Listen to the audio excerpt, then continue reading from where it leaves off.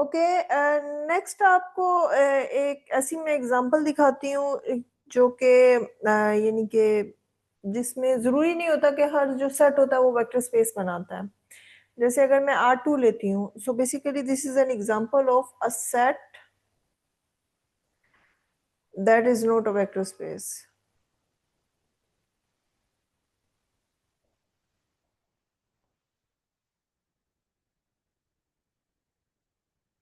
So vector space जो है वो बेसिकली अगर आपने किसी सेट को वेक्टर स्पेस प्रूफ करना है तो आपको ऑपरेशंस ऐसे डिफाइन करने पड़ेंगे कि वो सेट जो है वो वेक्टर स्पेस बने, ठीक है। लेकिन अगर आप ऑपरेशन फर्स्ट कीजिए कि जैसे एक सेट है, जैसे R2 है। R2 पे अगर आपने देखा होगा मैंने एक स्टैंडर्ड ऑपरेशन डिफाइन किया था वेक्टर एडिशंस का और स्केलर मल्टीप्लिकेशंस का, जो कि मैंने लेक्चर 1 या लेक्चर 2 में आपको एग्जांपल डिटेल्स एक्सप्लेन की थी इन जनरल RN में। सो वो R2 में बेसिकली स्टैंडर्ड एडिशन और स्केलर मल्टीप्लिकेशन है, और उस एडिशन और स्केलर मल्टीप्लिकेशन के अंदर जो आपका R2 है वो एक वेक्टर स्पेस बनता है। लेकिन फर्ज कीजिए कि अगर इसी R2 पे मैं एक ऑपरेशन डिफाइन करती हूँ जो कि एडिशंस का है। फर्स्ट ऑफ ऑल एडिशंस का मैं ऑपरेशन डिफाइन करती हूँ। स्टैंडर्ड एडिशन नहीं, okay, so this is the standard addition actually. So addition जो है वो आपकी है, यानी कि आपकी अब R2 में एलिमेंट्स जो है वो मैं यहाँ पे लिख देती हूँ। R2 में जो एलिमेंट्स होंगे वो आपके टपल्स की फॉर्म में होंगे, जैसे V1 एंड V2 की फॉर्म में। और ये आपका V वेक्टर मैं इस फॉर्म में लूंगी such that your V1 and V2 comes from R, ठीक है। अब इसमें से मैं दो वेक्टर ले रही हूँ V and W, so it's a pair. So ये बेसिकली किसको मैप करेंगे under this addition V plus W। और ये जो V प्लस W है ये बेसिकली आपकी वही स्टैंडर्ड एडिशन ही है। सो V1 V2 plus W1 and W2, and under the standard editions V1 plus V2 and sorry, okay, sorry, एक minute. So okay, so under this edition V1 plus W1 comma V2 plus W2। So okay, so this is the standard addition जो कि आपका पहले भी था, लेकिन यहाँ पे मैं स्केलर मल्टीप्लिकेशन डिफाइन करूंगी जो वो होगी आपकी R2 R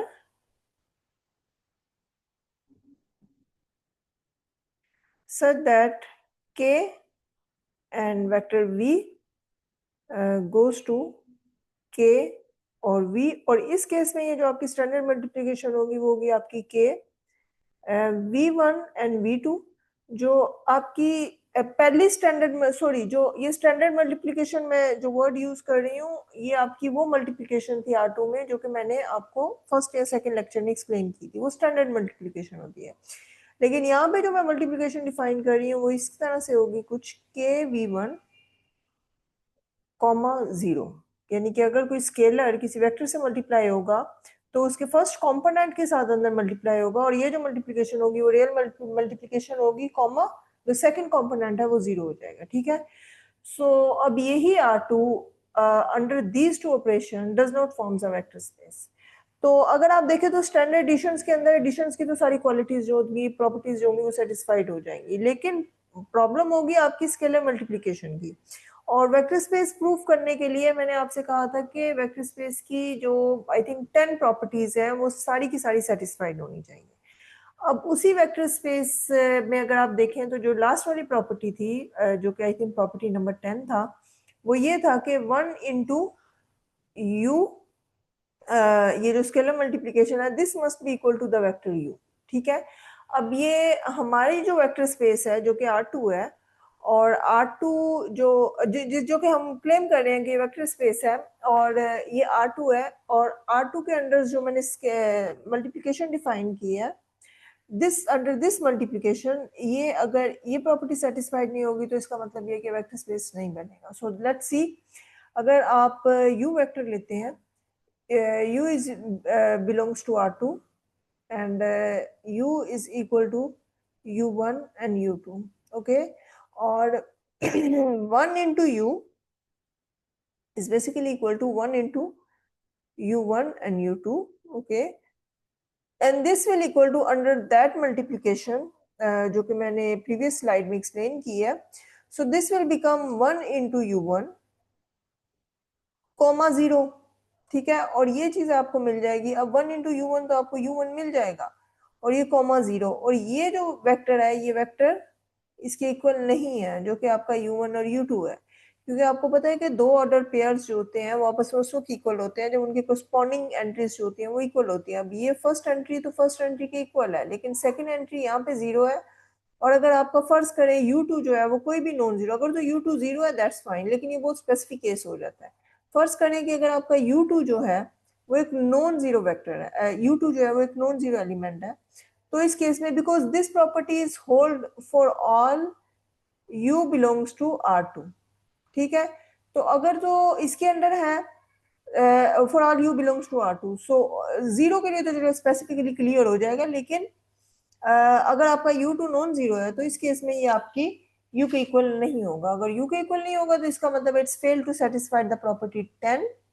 so fail to satisfied above property, above property.